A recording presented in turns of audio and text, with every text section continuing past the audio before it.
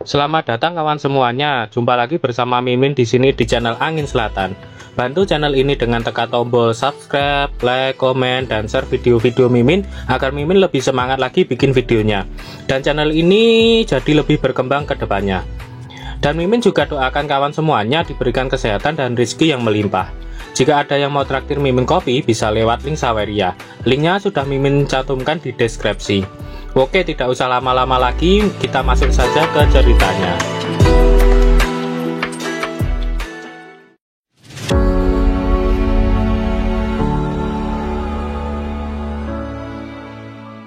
Berhenti, kalian tidak dapat masuk, teriak penjaga yang membuat perhatian semua orang langsung tertuju keluar. Ternyata di luar sudah terdapat banyak orang yang melakukan demo dengan dikomandoi oleh Fubo. Tuan muda kedua, menyerahlah. Walau Anda menjadi kepala keluarga, Anda tak dapat melakukan pemecatan seperti ini kepada kami, teriak orang-orang di sana. Salah satu orang yang lain juga mengatakan jika mereka juga berhak mendapatkan tunjangan. Maka mereka terus meneriakkan hal itu kepada tuan muda kedua. Dasar kumpulan sampah, beraninya mereka membentuk kawanan seperti semut dan bertindak seenaknya, teriak Chang Meng yang kesal karena mereka sangat mengganggu. Namun Nyonya Liu menyuruh Chang Meng untuk tenang. Chang Meng tak terima ibunya menghentikannya. Dia menanyakan kenapa ibunya melakukan itu.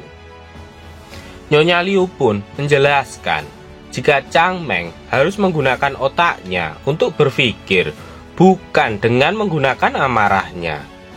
Nyonya Liu mengingatkan jika saat ini Chang Meng mewakili keluarga Meng. Dan sebagai seorang bangsawan, dia tak dapat melakukan tindakan kasar mulai sekarang sebagai kepala keluarga Meng. Sekali lagi, Nyonya Liu meminta Chang Meng untuk memikirkan tindakannya sebelum bertindak.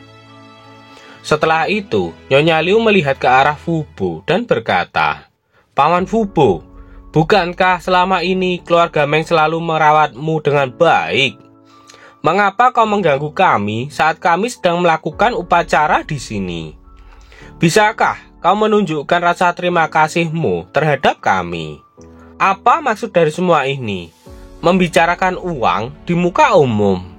Ini bukan waktu yang tepat untuk hal tersebut. Terus terang, aku sangat kecewa padamu. Nyonya kedua, mengapa Anda memutarbalikkan fakta? Tidakkah Anda ingat, orang-orang ini sudah bekerja keras untuk keluarga Meng. Mereka tidak salah. Ini tidak layak dengan kesetiaan yang mereka berikan. Mengapa kami harus menderita karena perbuatan dari tuan muda kedua? Setidaknya, kembalikan hutang-hutang Anda kepada kami, teriak Fubo. Hutang? Kami tidak memiliki hutang apapun. Siapa yang menyuruhmu untuk melakukan ini? Kau berani menfitnah keluarga Meng pada hari seperti ini, teriak Chang Meng yang marah sembari menarik baju Fubo ke atas. Kemudian, Fubo mengatakan bahwa dia adalah salah satu pelayan yang paling setia di keluarga Meng. Jadi Fubo memastikan kalau tak ada satu orang pun yang memaksanya melakukan hal itu. Fubo juga mengatakan bahwa Chang Meng semalam ingin menganiayanya saat dia mendapatkan sebuah petuah dari tuan muda pertama. Dia di tempat ini berbicara sebagai seorang pengikut setia dari keluarga Meng. Wah, Meng Changji, dia sudah mati. Dia sudah lama mati. Bisakah orang mati berbicara seperti saat dia masih hidup? Hantu apapun itu akan lenyap dengan The City Lord Arai. Hantu ya? Kau hanya pria tua yang berdelusi. Hadapilah. Aku tak akan percaya padamu. Si sampah Changji, datanglah jika kau punya nyali. Aku akan menunjukkan mayat dari tuan muda berhargamu tersebut, teriak Chang Meng yang menghina Chang Ji. Begitu mendengar perkataan Chang Meng yang menghina Chang Ji, semua orang langsung terkejut. Fu Bo tak percaya bahwa Chang Meng berani menghina saudaranya sendiri yang sudah meninggal. Aku tak peduli, kurang ajar. Kalianlah yang kurang ajar padaku. Hahaha. Bahkan hantu orang itu masih ingin melawanku. Bahkan hingga mati, pria itu baik di mana dia. Tunjukkan hantu dari orang tersebut. Dia tidak sedang di sini kan? Ucap Chang Meng. Tiba-tiba di belakang Chang Meng muncul peti mati Chang Ji.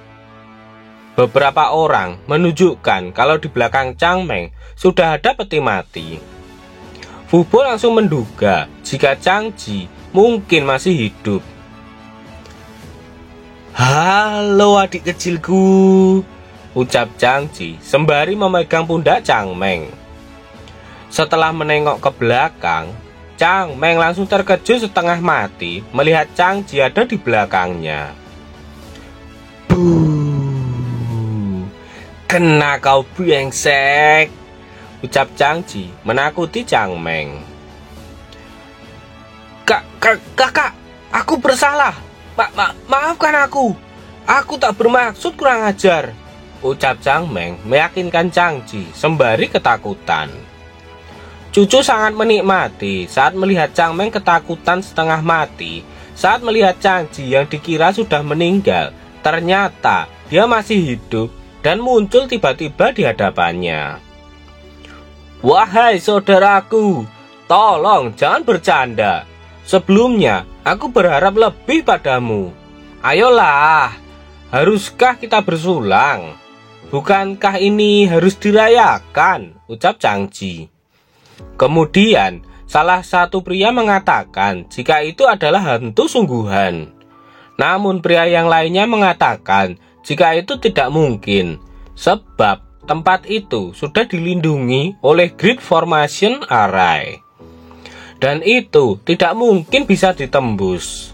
Jadi pria itu yakin jika itu adalah seorang manusia. Fu Bo, apa maksud semua ini? Aku tidak tahu di mana kau menemukan penipu ini. Tapi kau hanya membuat keluarga Meng terlihat bodoh, ucap Nyonya Liu. Namun Fu Bo mengatakan jika dia tidak tahu apa yang dimaksud oleh Nyonya Liu. Dia juga tidak tahu tentang semua ini. Nyonya Liu pun sama sekali tidak mempermasalahkan semua ini. Dia sudah mempersiapkan semua ini. Dia sudah tahu hal ini akan terjadi. Kemudian Nyonya Liu meminta tolong pada Daois Jingsu untuk membantunya. Dan dengan sangat percaya diri, Daois itu mengatakan jika Nyonya Liu tidak perlu khawatir tentang semua ini. Dia akan menyelesaikan hal ini. Bukankah itu Daois dari Jingsu, Sang Feng King Quan? Aku mendengar dia berpindah ke beberapa sekte dan mengalahkan master dari sekte-sekte tersebut. Keluarga Meng pasti menyewa orang itu, ucap orang-orang di sana. Seorang bawahan dari Tuan Muda Hai mengatakan jika Fang King Guan tersebut pasti bukanlah orang biasa. Dia juga mengatakan jika kemungkinan orang tersebut pasti mengikuti uji coba dari sekte immortal. Dalam hati Tuan Muda Hai, jadi pria tersebut adalah saingan dalam proses penyisihan ke depannya. Wahai pemuda, aku menyarankan kau untuk menyerah sekarang jika kau masih sayang dengan nyawamu.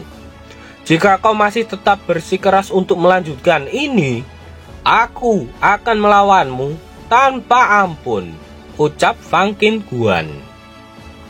Lagi-lagi, orang-orang dibuat terkejut melihat aura yang keluar dari pedang itu. Katanya, hanya orang yang sudah mencapai tingkat ketiga dari penguatan yang dapat melakukannya. Salah satu orang mengatakan jika dia pernah mendengar gosip tentang Dawes saat dia kembali ke Jingsu.